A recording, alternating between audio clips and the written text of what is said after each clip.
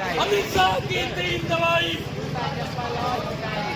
बाबा साहब के सम्मान में भारत मुक्ति मोर्चा मैदान में।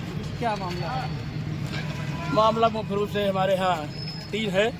एक तो जात आधारित गिनती है और दूसरा जो है बाबा साहब के और संविधान के विपरीत अमित शाह ने जो बयानबाजी दिया है। 140 करोड़ जनता के ही नहीं पूरे विश्व के देशों का भी इसमें अपमान हुआ है, क्योंकि बाबा साहब का सम्मान केवल इसी देश में नहीं है, पूरे विश्व में है। इतना बड़ा जो है संविधान बनाने संविधान निर्माता देश में नहीं विदेशों तक भी इनकी ख्याति है और विदेशों तक भी इनकी याद किए जाते हैं। ऐसे व्यक्तित्व को, संविधान बनाने वाले को, इतना अच्छा लोकतंत्र बनाने वाले को, इस देश को दिशा देने वाले को इस तरह से जो व्याख्यान माननीय गृह मंत्री अमित शाह द्वारा किया गया है, ये बहुत ही दुखद और दुर्भाग्य है इस देश की जनता के लिए और साथ ही इस देश के लिए भी है। इसमें सारे जो है, चाहे वो न्यायपालिका हो, चाहे विधायिका हो और चाहे जो है मीडिया हो, सभी तंत्रों का उन्होंने खुली चैलेंज के साथ अपमान किया है। इसलिए आज देश उनको बर्दाश्त नहीं करेगा और उन्होंने जो बोला है वो आधार लिया है मनुस्मृति का।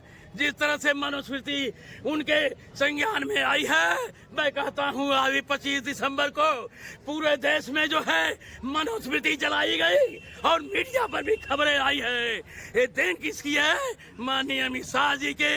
इस देश में भ्रष्ट प्रधानमंत्री भी उन्हीं का पक्ष ले रहा है। मैं इस बात पर कहता हूँ। ये बताइए, क्या नाम आपका है? मेरा नाम रामकेश यादव है। ये बताइए, अगर इस बात को लेकर वो माफी नहीं मांगते हैं तो अगला कदम आप लोगों का क्या रहेगा? ऐसा बात है, माफी कोई बहुत जेन्युइन सवाल नहीं है। एक झपड़ मार दिए, माफी मान लिए, सजा ही सजा है। हम तो कहते हैं उनको संविधान के आधार पर और न्याय के आधार पर उनकी सजा होनी चाहिए। इस्तीफा किस बात की? उनकी सजा होनी चाहिए। हमारा संगठन मांग करता है और जब तक उनकी सजा नहीं होगी हमें वर्षों वर्ष तक आंदोलन चलाना होगा।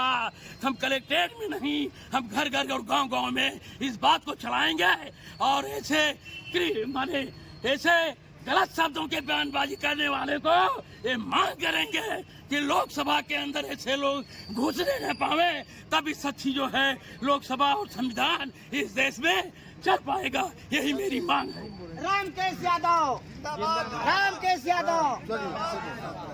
क्या करना चाहते हैं सर आप?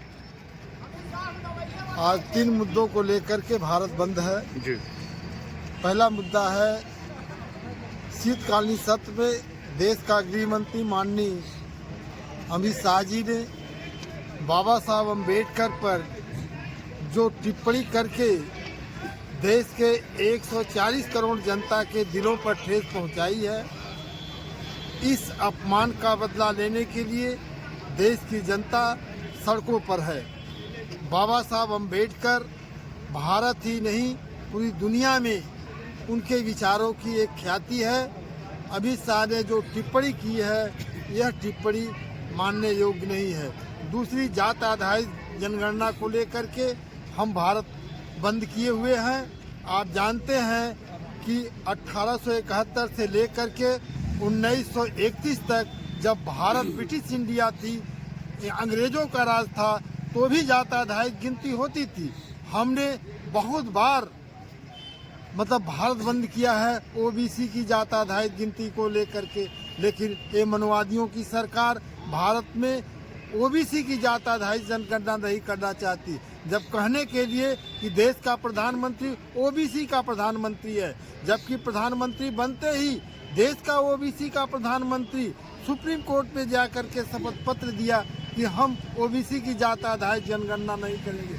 जब तक ओबीसी की जात आधारित जनगणना नहीं होगी, हम इसी तरह से हम भारत बंद करेंगे। तीसरी बात, ईवीएम की नाजायज सरकार है। ईवीएम से पूरी दुनिया में चुनाव होना बंद हो गया है।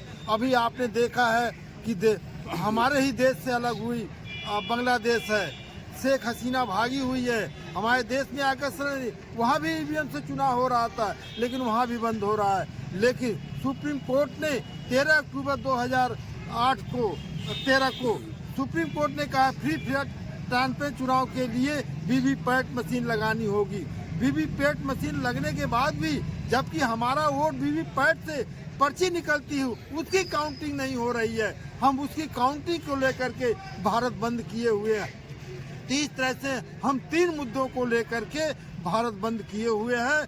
देश की जो सरकार है उनको जाग जाना चाहिए, नहीं तो हम अगले कदम के लिए हम पुनः इसी तरह से हम आगे आएंगे। और देश की जनता को भी जागरूक हो जाना चाहिए कि अगर हम इन मनवादी की सरकार को नहीं हटाएंगे तो आने वाले कल में हमको अधिकार विहीन इस देश की जनता की से अधिकार विहीन करते जाएंगे, समस्त संवैधानिक अधिकारों से विरत करने जाएंगे। इन्हीं मुद्दों को लेकर के हम भारत बंद किए हुए हैं। आज हम माननीय जिलाधिकारी के माध्यम से हम राष्ट्रपति को ज्ञापन देंगे कि हमारी बात को सुनी जाए और ईवीएम को लेकर के और ओबीसी की जात आधारित जनगणना को लेकर के माननीय अमित शाह के द्वारा जो अभद्र टिप्पणी की गई है वो अपनी बात को वापस लेते हुए, और नहीं लेते हैं तो निश्चित रूप से हम अगला कदम उठाने के लिए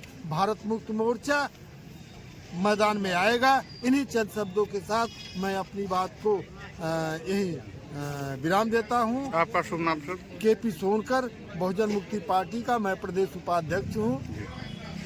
धन्यवाद सर। उत्तर प्रदेश के जो है लक्ष्मी भाई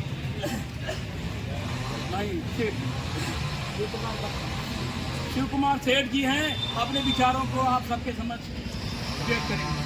भाई शिव कुमार सेठ जी। साथियों, जय मूल्यवासी, जय भीम, जय भारत।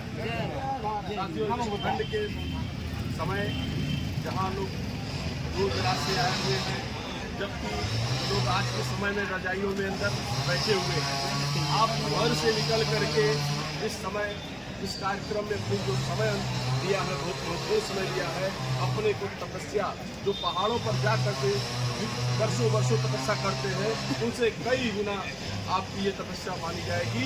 इतिहास में आपका नाम रोशन होगा, इतिहास में लोग जाने जाएंगे कि आपने इतना बड़ा समय, इतनी बड़ी त्याग करके समाज को जगाने का काम किया, इस आंदोलन को बढ़ाने का काम किया, जहाँ पर आज बाबा साहब के विरुद्ध, बाबा साहब के अपमान का भाषण संसद में दिया गया।